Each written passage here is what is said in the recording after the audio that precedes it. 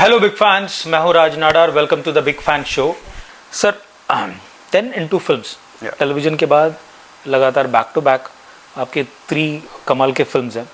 वो भी अलग अलग genre, like love with mystery, then in search of the past, फिर कॉमेडी। कुछ ऐसा फनी मोमेंट आप अपने पर्सनल लाइफ में कितने जोविल हैं, या क्या मजाक मस्ती होती रहती है, या कोई फनी मोमेंट आपके साथ जो हुआ जो शेयर करना चाहेंगे आप हमारे ऑडियंस के साथ?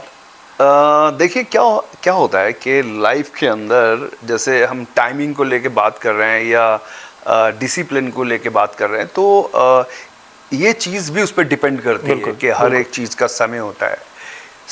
जैसे कि हम काम करते हैं तो ये हमारे लिए इम्पोर्टेंट है कि हमें थोड़ा सा ख़ुद को लेके एक खुश रखने के लिए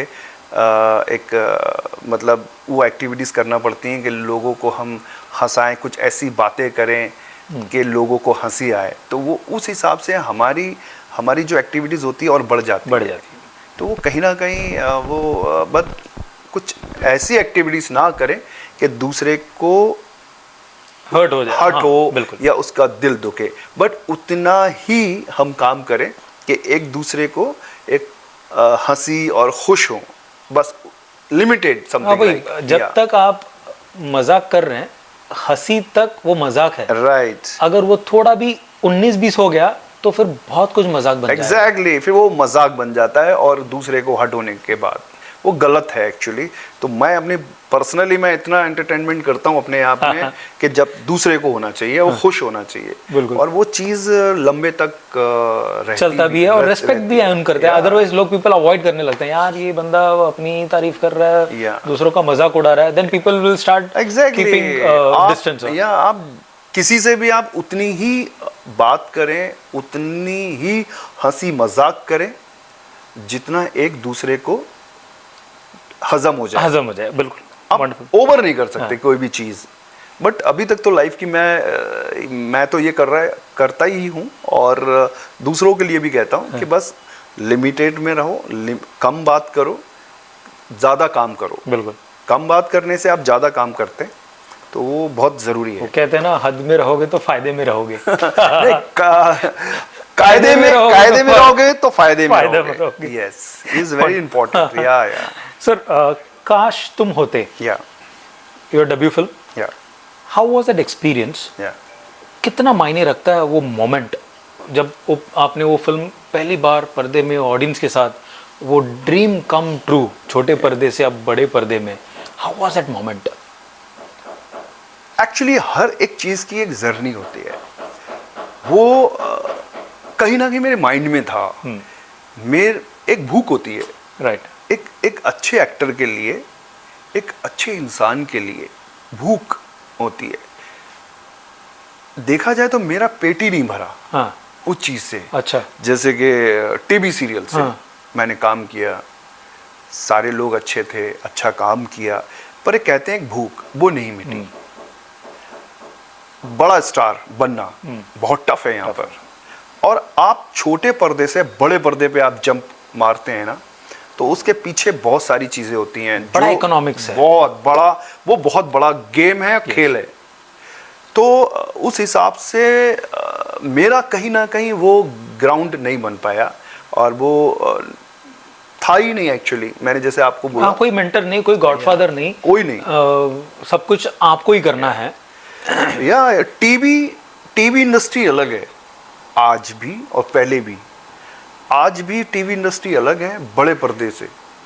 बॉलीवुड की जो फिल्में बनती हैं और टीवी सीरियल जो बनते हैं, उनका हर एक चीज़ अलग है। क्या वो कहते हैं ना, वो बिजनेस मॉडल ही अलग है। एग्जैक्टली। आप टीवी सुबह 9 बजे से रात के 9 बजे तक काम कीजिए, फिर आप पहुंच जाते हैं, फिर वो सीरियल आपके 10, 20, 50, कभी कभी 100 अच्छा सीरियल चल जाता है तो 100 एपिसोड हो जाते हैं। तो उसमें जो लाइव है वहाँ मुझे ऐसा पहले लगता तो 1000 एपिसोड चल रहा है, अभी तो 30 एपिसोड भी अगर सक्सेसफुली हो जाता है तो इट्स अ सेलिब्रेशन वाली बात हो जाती है, बड़ी कामयाबी, क्योंकि वो एक महीना अगर वो लगातार चल गया, बिकॉज आजकल ऑडियंस आर ऑडियंस की भी गलती नहीं है। Yeah. अगर हम अच्छी चीज नहीं बनाएंगे तो वो क्यों देखेंगे? या वो बोलते हैं कि भैया हमें वो मत दो या जो हमें अच्छा नहीं लग रहा है, हमें वो Exactly. दो जो हमारे काम का है, हमें एंटरटेन करो। या एक्चुअली टीवी इंडस्ट्री एक बहुत लिमिटेड है। मैं ये नहीं कहूँगा कि टीवी इंडस्ट्री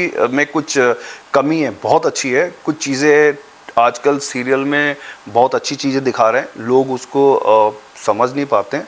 पर जहाँ तक मैंने काम किया है कि मैंने समझाने की कोशिश की है, एक हर एक काम में एक मैसेज होता है। Absolutely, there is always an awareness, Yeah. एक अवेयरनेस जाता ही है। या बट हुआ ये कि मुझे कहीं ना कहीं ऐसा बड़ा लगा पर्दा कि बड़ा पर्दा नजर आता था, क्योंकि हमने जो बचपन में फिल्में देखी बड़े पर्दे पे बड़ा साउंड और ये सारी चीजें, वो कहीं ना कहीं टीवी में मुझे आपको लगा कि नहीं वो मुझे एक्सप्लोर करना है, I want to Exactly, be in front of the audience, live audience in the theatre.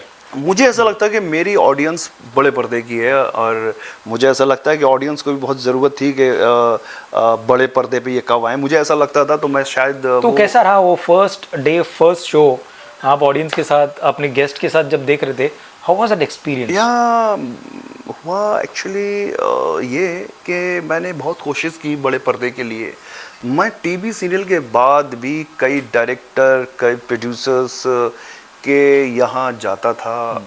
मुझे लगता था कि ये फिल्म बनाएंगे तो मैं काम करूँगा, बट मैं नाम नहीं बताऊँगा उन डायरेक्टर का, नाम प्रोड्यूसर्स का, बट मुझे आज भी वो चीज़ें याद हैं कि आप अपनी प्रोफाइल लेके जाते हैं और आपकी प्रोफाइल को वो ऐसी जगह रख देते हैं, वो दूसरी बार नहीं उठाते हैं। हाँ, मतलब धूल जम जाती है काफी। या और Old वो आप file और एक उठाओ। आप एक्टर के वजह से आप ये इंतजार करते रहते हैं कि यार कब मुझे ये फ़ोन आएगा, और मुझे फ़ोन आएगा, मैं जाऊंगा और मुझे ये कहेंगे कि आप मेरी फिल्म में काम करो। मैं इंतज़ार करता रहा, मुझे कभी फ़ोन भी नहीं आया बड़े पर्दे के लिए। वही तो- अगेन वही वो इकोनॉमिक्स, हाँ। कि भैया इनको लेंगे तो क्या फायदा होगा, कौन देखेगा, कहाँ से पैसा आएगा, मतलब वो पीएनए, पब्लिसिटी, वो थिएटर पे 6 सीटर लगना।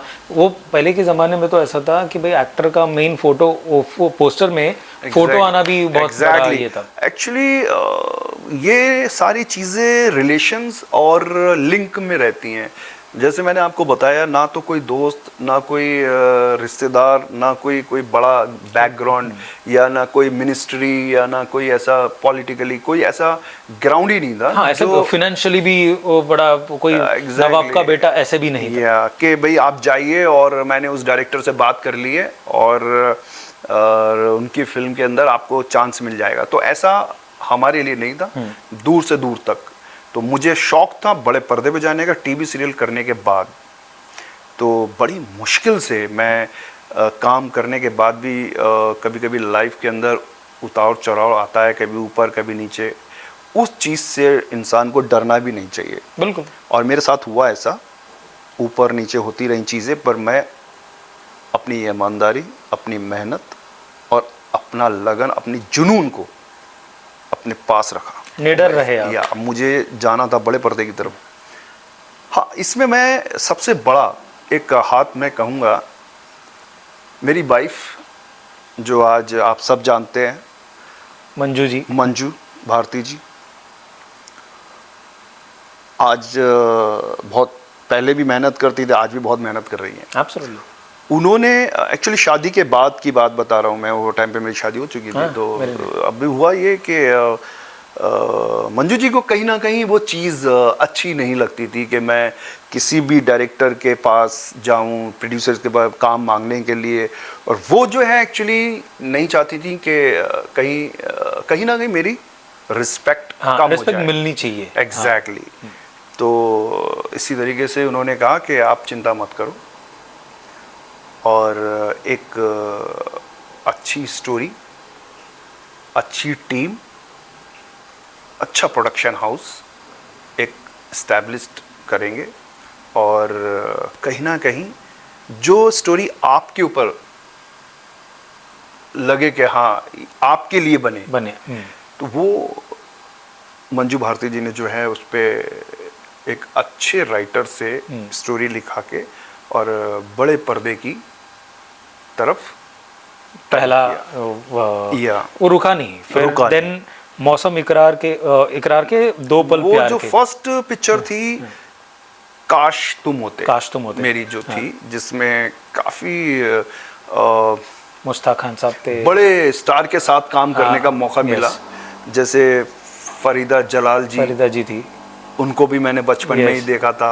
तो उनके साथ काम करने का मुझे बड़ा अच्छा लगा कि यार फरीदा जी को देखना ही बहुत बड़ी बात थी और उनके साथ काम करना मुझे बहुत अच्छा लगा।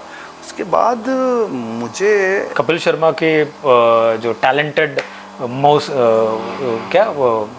मुश्ताक खान साहब थे। कपिल शर्मा में जो कपिल जी की उपासना जी थी जी, उसमें शरत सक्सेना और संजय मिश्रा जो कॉमेडी के बादशाह हैं, बहुत अच्छे एक्टर हैं, तो वो मेरे को स्टार थे। राइट। और म्यूज़िक का मैं बहुत शौक है मुझे, तो म्यूज़िक भी बहुत अच्छा रहा।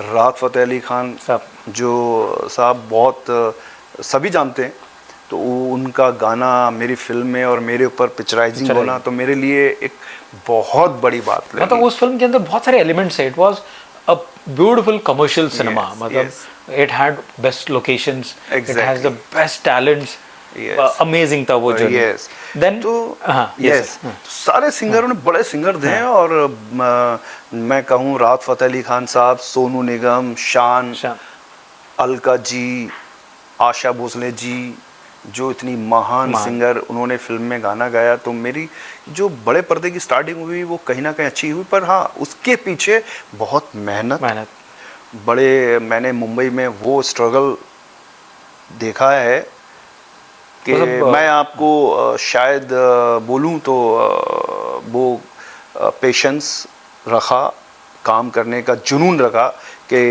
काफ़ी ऐसी रात, ऐसे दिन गए हैं जहाँ पूरे दिन भूखा रहना पड़ा। यस। और मतलब ऐसी रातें गई जिसमें हम सोए भी नहीं, बट वो सारी चीज़ें पेशेंसली हमने वो उसको सबका जो बोलते ना वो सफल हो गया, एग्जैक्टली फुलफिल हो गया वो।